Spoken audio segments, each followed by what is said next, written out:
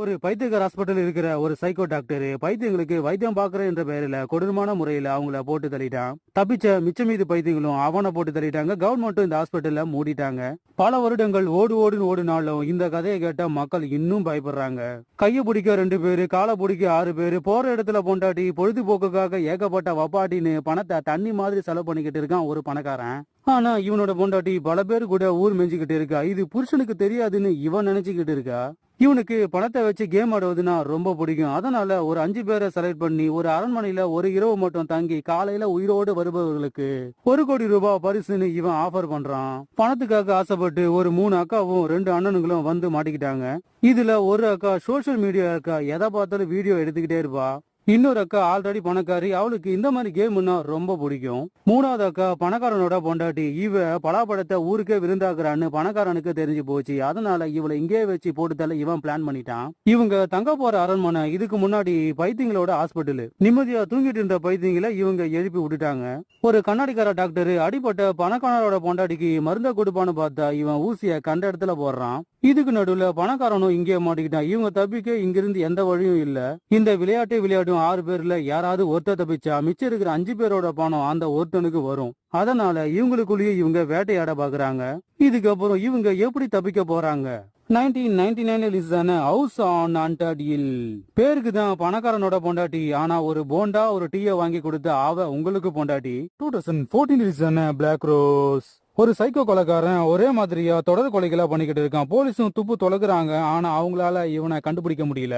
குற்றவாளிகளை பிடிச்சி கைது பண்ண சொன்னா அவங்கள போட்டு தள்ளிட்டு தான் மறுவேளை பாக்குறாரு நம்ம ஹீரோ. இவரு டிபார்ட்மெண்ட்ல இருப்பதே தொல்லையா இருக்கு. அதனால இவரோட மேல் அதிகாரி இவரை வேற ஒரு இடத்துக்கு மாத்தி விடுறாரு.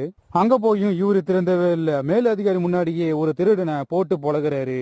இவரோட டிபார்ட்மெண்ட்ல ஒரு ரோபோ லேடி ஜாயின் பண்ற. அவளை எல்லாரும் சைட் அடிக்கிறாங்க, ஆனா நம்ம ஹீரோ அவளை கண்டுக்கல. டிபார்ட்மெண்ட்டுக்கு தொல்லையா இருக்கிற அந்த psycho killer case robo lady கிட்ட கொடுக்குறாங்க. அவளுக்கு எடுபடி வேலை செய்ய நம்ம ஹீரோவையும் அவ கூடவே அனுப்புறாங்க. ஆனா இவங்க 2 பேரும் சைக்கோ கில்லரை பிடிக்காம லவ் பண்ணது எப்படின்னு கண்டுபிடிக்கிறாங்க. ஒரு பக்கம் அந்த சைக்கோ கில்லர் பெண்களை வேட்டையாடி போயிட்டே இருக்கான். ஆனா நம்ம ஹீரோ ரோபோ லேடிய வேட்டையாட பாக்குறாரு. யோ, அந்த சைக்கோ கில்லருக்கும் உனக்கும் என்னையா வித்தியாசம்?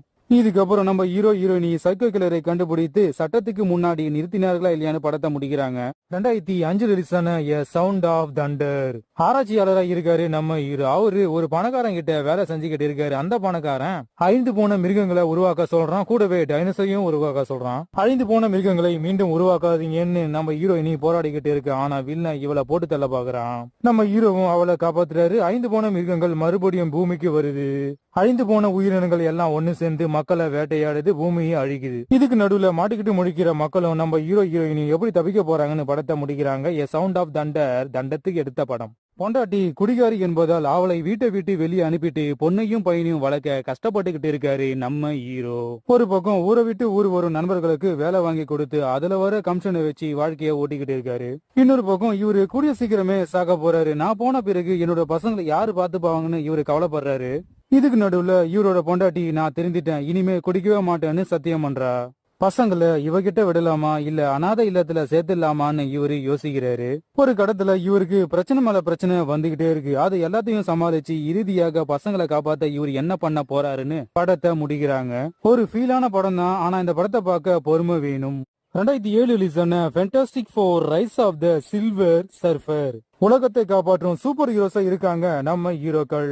ஒருத்தி பலாப்பழத்தை மறைய வைப்பாள், தக்காளியை தட்டில் வைப்பாள், காற்றில் மறைவாள். ரப்பர் மனிதன் பூமியில கால வைப்பான், வானத்துல தலையை வைப்பான். யோ கேப்டனு, நீ எங்கேயா இங்க? நான் நெருப்பு மனிதன், பொய் சொல்லாதியா, நேத்து கூட அவஞ்சல பார்த்தேன், நீ எப்பவுமே எங்களுக்கு கேப்டன் தான். இன்னொருத்தன் பாறாங்கல் மனிதன். இவர்கிட்ட கேட்க வேண்டிய ஒரே கேள்வி, உங்க பாடியே பாறாங்கல்னா நீங்க எப்படி அந்த பொண்ண? ஒரு பக்கம் தட்டுல ஒரு இரும்பு மனிதன் வரான். அவன் பூமிக்கு வந்து பூமியில கிணற போட்டுட்டு உலகத்தையே இவன் அழிக்க பாக்குறான். இவனை தடுக்க நம்ம ஹீரோக்களும் களத்துல இறங்குறாங்க. இதுக்கப்புறம் உலகத்தை இவங்க காப்பாத்தினார்களா இல்லையான்னு படத்தை முடிக்கிறாங்க.